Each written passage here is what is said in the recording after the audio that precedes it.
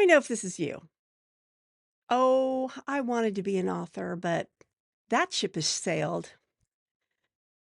Do you think you're like too old or that the ship has left the dock and it's just too late? You've missed your open window to write your book. I used to think that too because I started writing stuff, not very good stuff, but stuff when I was a toddler. But I didn't publish my first book until I was in my 40s. And I had always had this dream of being like the youngest science fiction author. Yeah, that ship sailed, yes. But the ship of writing a book at all, that hadn't sailed at all. You know when that ship sails? The day they bury you. Until then, you can always write your book. And in this episode of Coffee with Karma, I'm going to be sharing with you 5 ideas that were inspired by the film, The Shawshank Redemption, and of course, some stories from my own journey that will show you that it's never too late to start writing your book. Hi, my name is Carma Spence, and I help executive coaches, business leaders, and consultants write the book that only they can write so that they can attract more clients and grow their business while having fun. If you're watching this video on YouTube, please like this video, subscribe to my channel, and ring the bell so that this video and others like it can get out to more people and help more people become the authors that only they were meant to be. So let's get started. The first one is what I call the long game. Your timeline isn't a mistake. Andy didn't know exactly when or how he'd escape, but he trusted the process. Like I told you earlier, I first started writing when I was 4, and writing was a part of my life growing up. I remember my 4th grade teacher pulled me aside and said, "You should be a writer."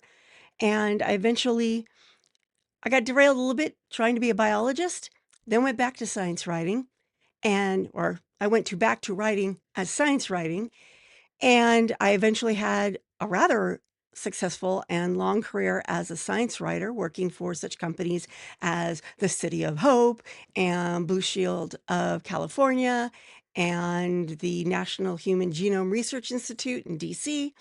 But my dream was still to write a book. And so eventually I ended up publishing a cookbook. That was my first book. It was a cookbook, Bunkers for Bunk Cakes. And once I did that one, I've never looked back. I have since published a couple more cookbooks, 2 that are in paperback, the Bunkers for Bunk Cakes and Your Perfect Pie. And then I started doing business books, and then I did Public Speaking Superpowers. And then this last year, I did the whole series for the Authorneering series. And I'm going to be 59 this year. And I show no signs of stopping.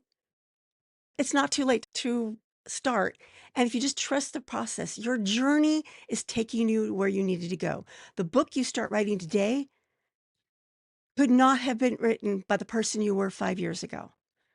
So getting older doesn't necessarily mean you can't do it. It just means you're writing a different book, a richer, more life-informed book. Number 2, Red, played by Morgan Freeman. I love Morgan Freeman. I've loved him since he was on the Electric Company, and I know he just owns that part of his life, but I've loved him since then. Anyway, his character, Red, said, "Get busy living or get busy dying." And so I say, get busy writing or get busy dying. This is one of the most iconic lines of the Shawshank Redemption. And this moment speaks to you in whatever you wanted to achieve. Get busy doing it, or you're going to get busy dying. If I don't write, a part of me dies, so I write. If your message doesn't get out into the world, a part of you dies. So get your message out into the world. Number 3, dig your tunnel. Daily practice or weekly. I know everyone says daily, and daily works for a lot of people. It doesn't work for everyone, but at least weekly. If you start pushing it to monthly, it's going to take a lot longer, and it's going to make each writing session harder because you won't remember what you did last, and you'll have to spend part of your time figuring that out. So I wouldn't go longer than a week, but daily, weekly progress is progress. Okay? It's progress. In my program, Road Trip to Authority, I allow several weeks to write. But the reason why I think it can get done in that short of a period of time is because of all the weeks before you get to that part that are prepping you. So that by the time you sit down and write, you know what you're writing about. And it's just getting the words out. So think of your little daily or weekly writing practice as Andy's little hammer. You're hammering away at that rock. You're creating your escape route. So, number 4, your voice is sharpened experience. Like I said earlier, the book you're going to write today could not have been written by the person you were 5 years ago. It probably couldn't have been written by the person you were a year ago. Your lived experiences inform your work. So, who cares how old you are? It just means you have that much more lived experience that you can mine for stories and metaphors that will help your audience understand what you're talking about better. And number 5, I don't know how to pronounce this. The beach in Zuatanego. I may have massacred that, but basically, your writing dream is real. Andy kept looking, I'm going to go to that beach. He visualized it. He made it real while he was in his little gray uniform in Shawshank. And eventually he made it real. Well, your writing dream is the same. At the end of this journey is your version of Zihuatanego. I don't know how to pronounce that. Your novel, your memoir, your creative life is real, but you have to believe in it in order to begin it. It's something that I'm forgetting his name. Anyway, a mindset guru, he said that you have to believe it to achieve it.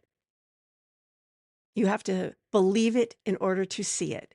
So you know how everyone says, I'll believe it when I see it. It's the other way around. You have to believe it first. Then that pulls it into your vision. So believe in the end goal and it will pull you forward. So there you go. 5 tips inspired by the Shawshank Redemption that prove it's never too late to start writing. Now, I've got a special announcement. I have just launched a special tier on Buy Me a Coffee, which is over here in the corner, Buy Me a Coffee, where for $5 a month, you can get behind the scenes content about my author's life. I'll be sharing audio notes, articles. I'll be sharing the audio only version of this podcast. That's the only place I will post it. You can only get it on YouTube or on my website as a video.